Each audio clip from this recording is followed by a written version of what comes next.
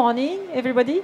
So today I've got the pleasure to welcome Olivier Novasque, CEO of Cette, and Clément Bassat, Portes en Part, BNP Paribas, to discuss about the new software paradigm, AI native software companies.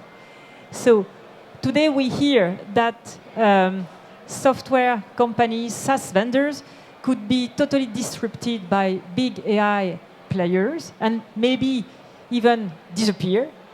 So, Olivier, what is the contrast situation of software companies, and notably in Europe, on this situation? So, they are still growing, but I think it's largely overdone, the SaaSpocalypse, but it's not black and white. So, I think the market is looking for winners and losers, but we are not enough mature today. Today, all the software vendors are losers, and I think you are going to explain, Clément. But I think there is a big tsunami about the software vendor with 40 to 50% decrease of the stock valuation. But I think it's much and much better, and maybe we can discuss about the topic deeply later. Yes. So, what is AI native software company? Because you believe that through AI, some software vendors could even grow and succeed. Yes, but for me, the AI native company is first to have data. So if you have a proprietary data, it's much better, because if all the big boys like Anthropic or OpenAI have the data, you have no differentiator. So of course, they are much powerful than you to create models. So you need proprietary data first, the first layer. The second layer is AI model, because with the data you need to leverage the data to create model. On top of that, you need execution layer with software, but not enough. Now with agent, so customized agent or ready to deploy agent or build your own agent. And on top of everything, you have the engagement layer, but it should be in natural language, like you use ChatGPT. You need a human, this our vision, to orchestrate software, agent, throughout an engagement layer in natural language. I think it's key. If you want to become an AI native, you need to have these three layers. On top of that, or below that, you have a compute, because it's a big challenge about the compute. When I say compute, is infra, GPU, and energy, okay? Because it's probably the next big challenge about energy.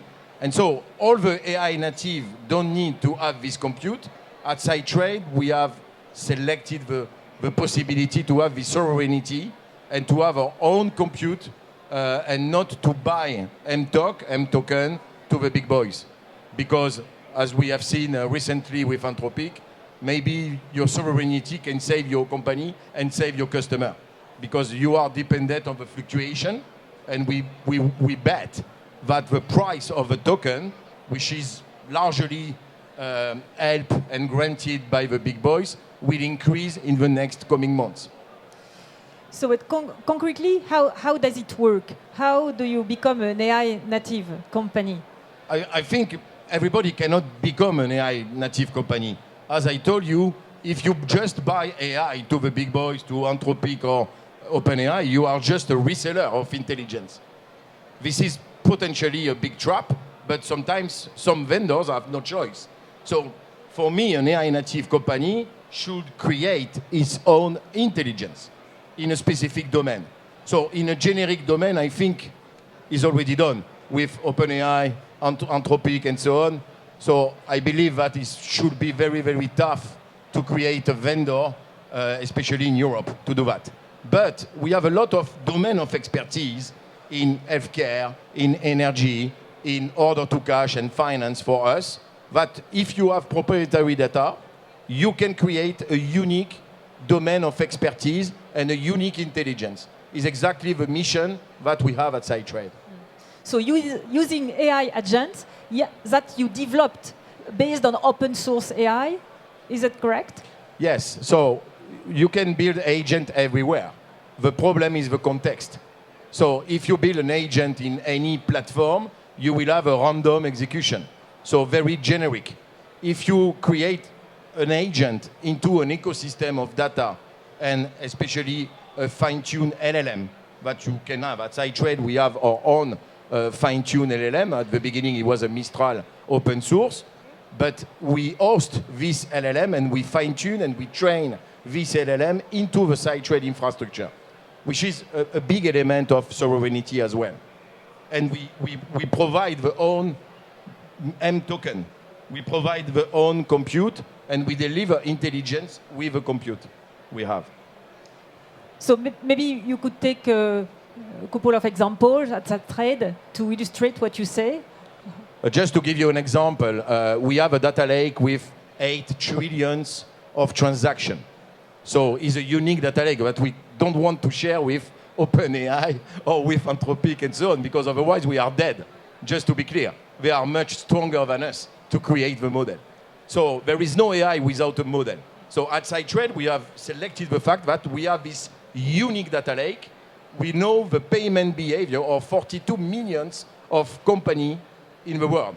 And so we are able to predict when a company is going to pay, what is the best strategy. So we have developed some AI model to chase your cash. So this is not a nice to have for many companies. It's a crucial element of your company because cash is king, as you know, in KPMG. And so we have developed this AI model based on this huge data lake and unique data lake. And with an LLM, you can create agents who are doing some task regarding your collection strategy, your cash application strategy, your risk strategy, everything in your domain of expertise. So then you already answered, but what are the benefits of AI native? What is the value creation? First, you have AI models which are unique that you cannot find even in the big boys. Because if you have proprietary data, you have your own and unique models, first. Second, you have this sovereignty. If you buy intelligence to these big boys, you can be totally disrupted by an increase of price. At SiteTrade, we have a big company, large companies. We provide our solution to 35-40% of a CAC 40 in France, for example. So let's imagine we have a 3 or 5 years contract duration. If one month Mr. Dario decides to increase his price because of his IPO, for example, by 25%, we are not in a position to make this, to provide and to make this increase of pricing. It's not possible. So it's a question of independence and as well sovereignty.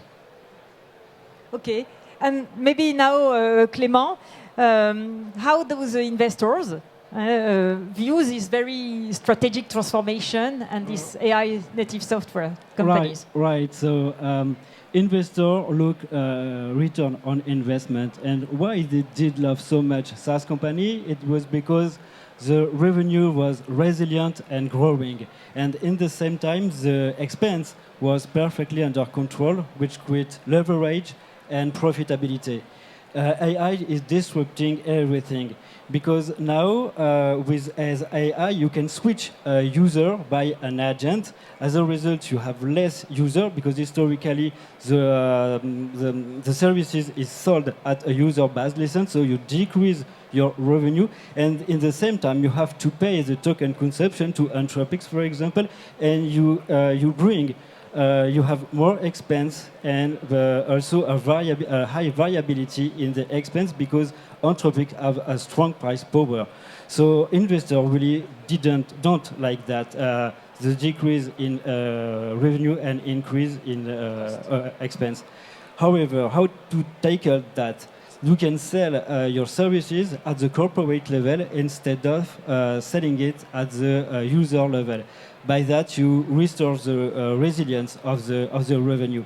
In the same time, if you hold your own LLM, your own model, you have the control of your expense in counterparty of a previous investment, of course. But on a daily basis, you restore the resilience of your revenue and the resilience of your expense. So you recreate the leverage, you recreate the profitability, and this is what investors really like.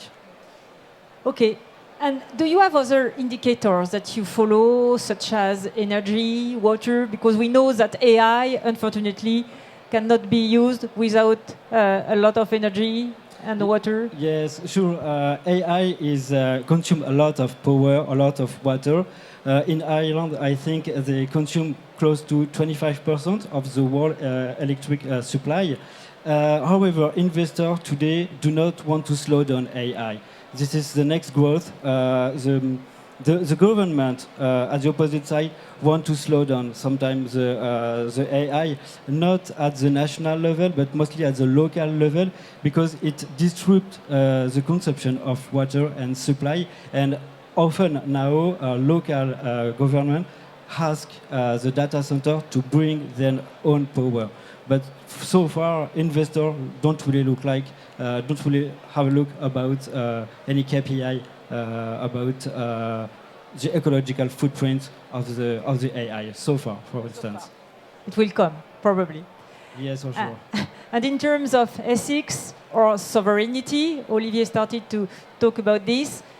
Those investors follow these not quantitative KPIs, but qualitative one. Yes, sovereignty is very important. We must have Europe needs its own LLM just to avoid a restriction of the access, like we see that with Fable 5 and Mythos 5, but also to protect ourselves against a foreign, like the Cloud Act in the US. You must to keep our data privacy, our business privacy, to continue to make business. If we lose access to our services or if we lose access to our data, we cannot work anymore. And this is why we really need sovereignty in the software, on the much larger than the AI on all software, for example. And Olivier, how did you make it happen in terms of cost and revenues, this AI transformation? I think you mentioned the business model about the user seat pricing model. So fortunately at SideTrade, we have started 25 years ago, and we have never sold any user seats. So we price our customers based on the flow, about the value of the flow that we manage, the revenue, if you prefer. Okay. So we don't care about the users. So we care about the outcome, and the outcome is the revenue, is the outstanding, is the overdue that we are able to reduce, and is the cash that we are able to generate for our customers. Yes. So the revenue, the billing of your own clients. Exactly. So we are not a user seat base. So fortunately, but regarding the compute, because it's a big topic. Exactly. Of course, that's the reason why you have seen a SpaceX IPO.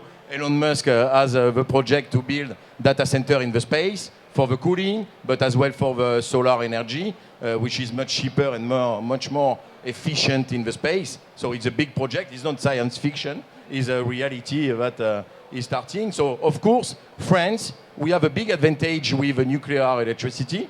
That's the reason why SoftBank announced 2 weeks ago a 75 billion investment. But I'm not sure it's good because it's to take our energy at a lower cost. So, but I think companies like Mistral or SideTrade in another category, we can benefit about that. That's the reason why the compute is super important, as you can imagine. But we are still dependent on the NVIDIA chips. Okay. So Mistral, for example, they have a project to create their own chips. In terms of sovereignty, so we don't have this at SideTrade, but at least we need to buy NVIDIA chips, that we do, of course, to produce our own token and our own intelligence. So I'm not saying that all the software have to become AI native company and to produce their own intelligence or their own token, their own compute, but at least they should create their own intelligence. This is key. Otherwise, they are just AI reseller. That's it. Okay, and thank you for this vision, this view, because it's amazing.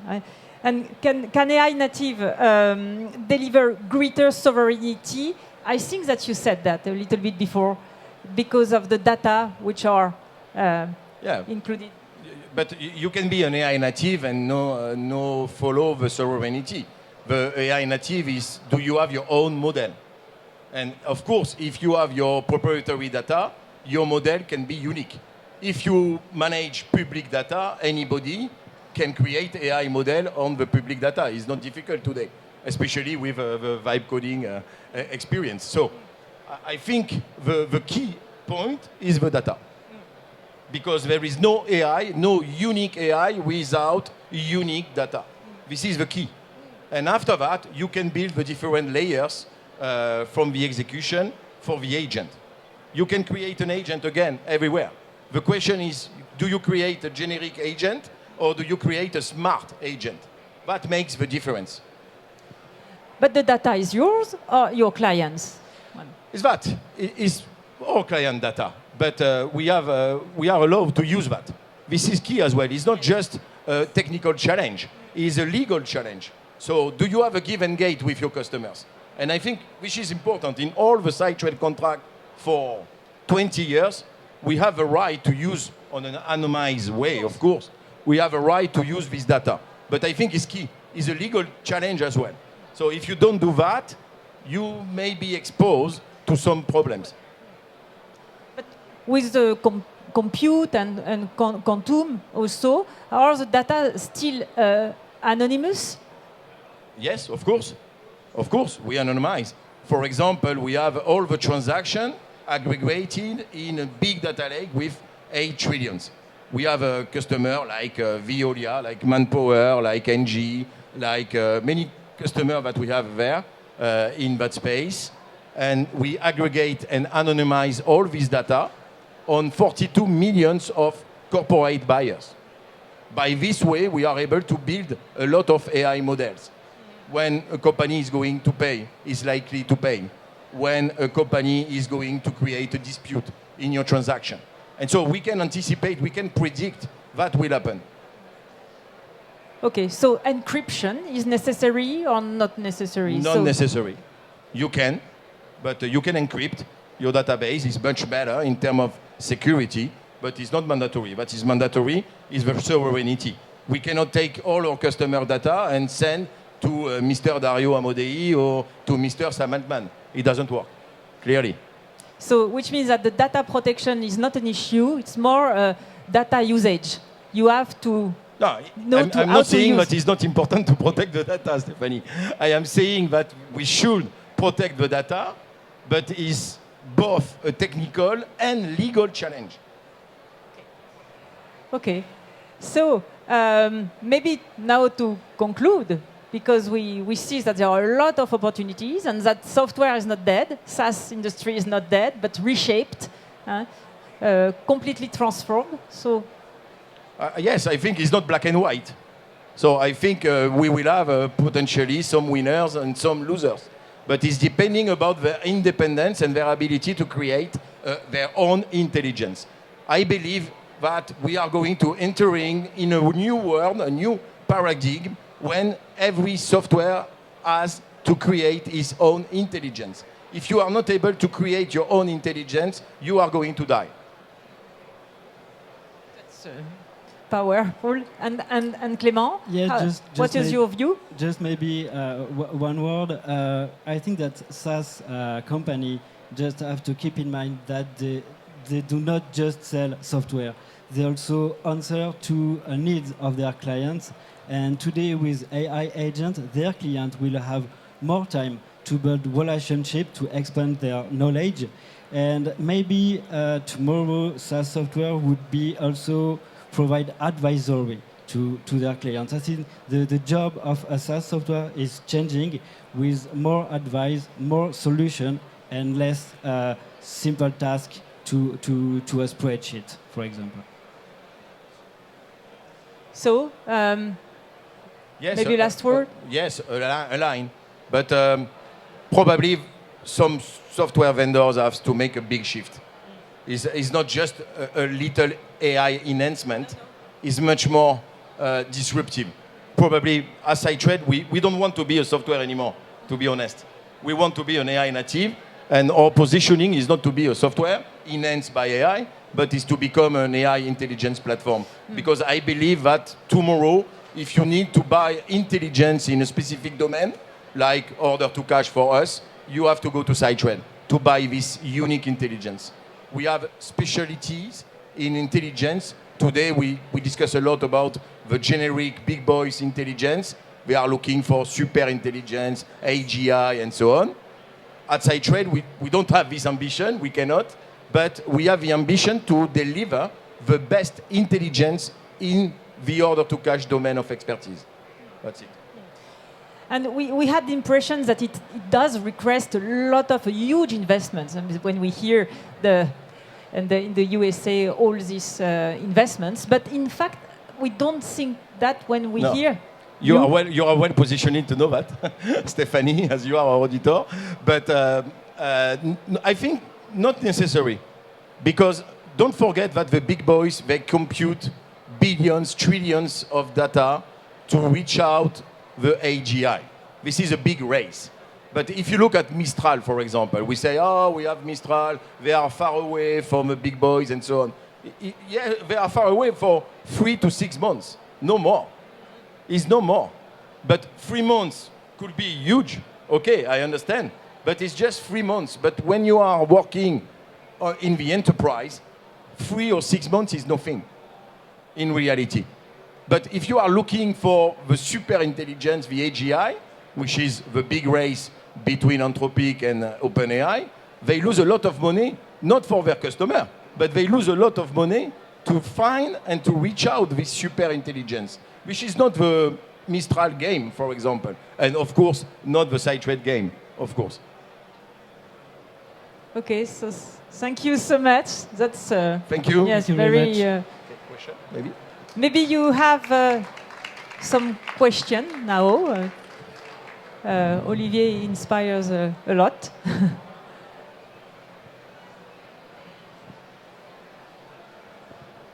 Hello. I have a question for Novask, Mr. Novask. When did you know that you had to change your enterprise to more to implement the AI agent, you are like a SAS basic company from the beginning, and at what moment did you understood that you had to implement AI in your software to become viable in the world of today? Yeah, that's a good question.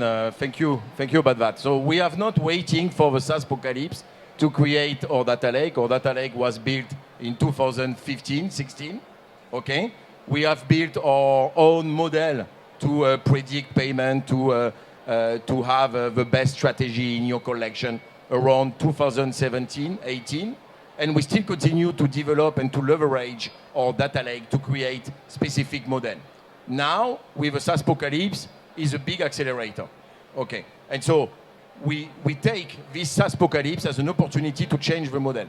But we don't change dramatically our business model, because we are still in a subscription, and we don't have to shift like some software company to a user seat pricing model to an outcome model, which is totally different. And it was much easier for us because we have already our own private cloud. So we never host our data and our applications to the hyperscalers. So SideTrade has always this sovereignty approach to have its own data center. So when it was about to think adding a GPU and server 2 or 3 years ago, that we did, the question was very simple to answer. So we just bought servers with GPU, 100 NVIDIA at this stage. Now we buy 200 and 300, but it was natural because we have taken already this approach to have this sovereignty model. Okay. Another question? My question is regarding technical debt. Do you have a lot of technical debt since you're transitioning to a very different model? And if you do, how do you plan to address it with your own resources, or do you have to do a much larger plan? So thank you. I think it's a good question for many software companies. So fortunately, SiteTrade born as a SaaS vendor. We have never been an on-prem SaaS software vendor first. I think it's important. We had our own infra and compute since the beginning, as I told previously. So we didn't have to change for that, which is a huge advantage, as you can imagine. So technical debt, not a lot, but we need to create AI product. So you cannot just say, I am an AI native because you have some AI model and you have some AI compute. So first, you have to create your own agent. And of course, your agents are natively connected to your apps, but as well to your LLM and as well to your compute at the end. So you need to integrate your own agent to all this infra and compute. This is potentially a technical debt, as you can imagine. And second, we have decided as SiteTrade to create an agent builder studio to allow our customer to create their own agent. The advantage to create their own agent into the SiteTrade intelligence platform is that their agents are smarter because they benefit from a data lake, they benefit for a dedicated O2C, LLM, and so on. So of course, the environment is there, but you have to connect every piece of the puzzle. Okay? And on top, we are currently creating an engagement layer in natural language. Because I believe that in the previous world, we have a user and software. That was the duo. Okay? Today, in the new paradigm, we have the human, the software, and the agent. And you need something to orchestrate the job between the human who orchestrate, fortunately for the moment, with the apps and as well with your agent. Let's imagine you have 1,000 agents to manage and many apps. So it starts to begin a nightmare to manage everything. And so we are thinking to create some apps to manage agents. It's like a people. If you have a company with 1,000 people, you cannot say they are running by themselves and we don't have to manage. You have to manage that. So I think that we are at the end of this keynote, unfortunately, because it's fascinating. So thank you so much, Olivier. Thank you, Clément. Thank you. Clément.